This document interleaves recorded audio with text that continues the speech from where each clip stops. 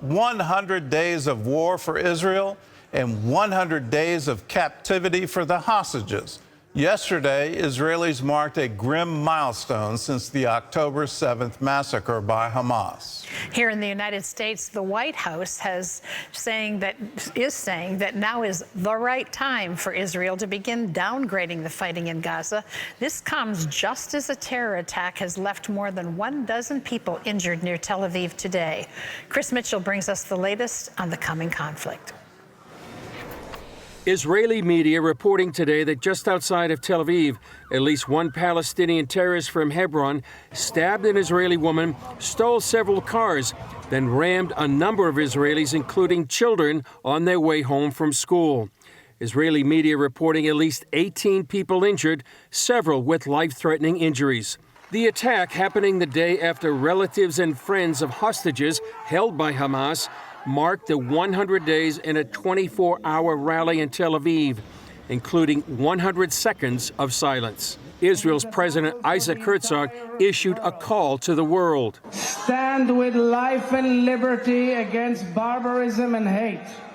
Stand with freedom and democracy. Stand with our hostages and help bring them back home. There is no later. The time to act is now. Released hostage Raz Ben-Ami, whose husband Ohad is still a captive, described her ordeal. Being kidnapped is not being able to sleep, knowing that terrorists are aiming a gun at your head. To be kidnapped is to feel powerless, to lose control of your life. Being kidnapped is not knowing if you will live in the next minute. It's been a difficult time for the entire family the past 3 months, and I can't believe it's been 3 months. On CBN's Faith Nation, Moshe Levy said it's been weeks since his family has heard news of his brother-in-law, Omri. We worried sick because we hear testimonies of those released hostages, and many of them, not all, but many say and share that they were held in difficult conditions, deprived of food and water, proper sanitary conditions. Some were abused, tortured, sexually violated. So when you wake up every day, you think about what he's facing there. In Washington, D.C., pro-Palestinian protesters called for an end of Israel's military action in Gaza. Security officials relocated White House staff members after some protesters damaged the exterior fence.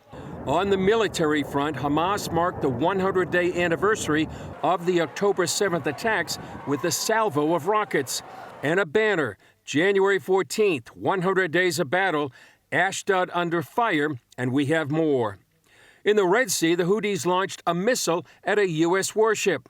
The first attack since the U.S. and U.K. launched 2 airstrikes against the Iranian-backed group. This satellite image shows substantial damage at this airfield. And the Navy says it's still searching for 2 missing SEALs who fell into the sea during a nighttime boarding off the coast of Aden last Thursday in a mission to stop more arms shipments to Yemen. Chris Mitchell, CBN News, Jerusalem.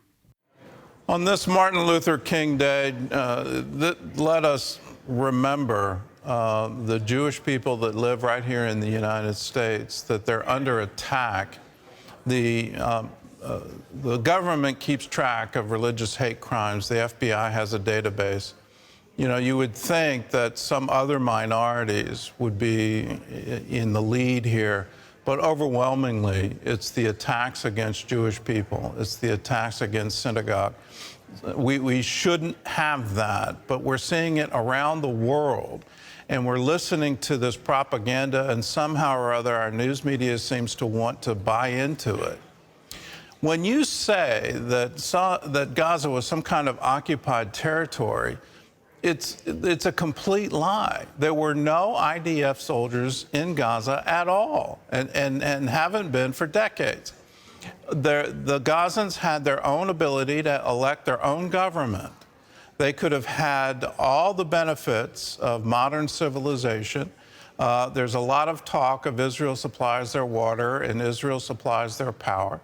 Well, they could have done that. They could have built a power plant. They could have built water generation. They could have done all of those things. And instead, they chose to build a military. They chose to attack Israel. And they have vowed to redo that, to have October 7th again and again and again and again and again until Israel is wiped out. Somehow in this narrative, Israel is called a colonial occupying power, that Israel is having some kind of apartheid state, that Israel is racist. All of these things are complete, absolute lies. What was the racist state? It was Gaza, where if you were Jewish, you couldn't live there. Who was the occupied territory? Well, Gaza occupied its own territory. We can't allow this anymore. This should not happen. And the United States government shouldn't call for Israel to somehow stand down and lighten up. This should not be. These hostages need to be freed. Hamas needs to stop firing rockets at Israel. And until Hamas unconditionally surrenders, Israel should keep this war going because they have an absolute right to defend themselves. They are in the right on this, and anyone who is protesting against it, I'm sorry. If you care for the children of Gaza, tell Hamas to lay down their arms.